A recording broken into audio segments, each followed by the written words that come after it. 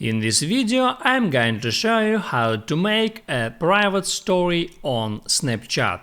That is quite simple and easy to do, so let's begin.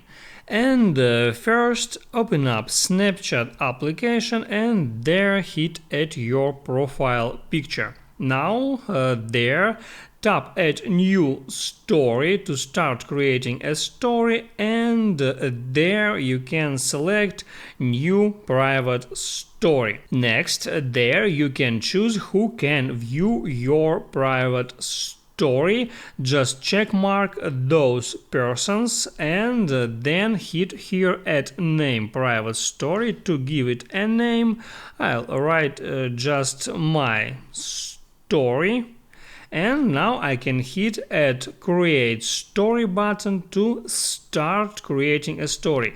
Now it says choose another name. I don't know why, let it be that name, it doesn't matter.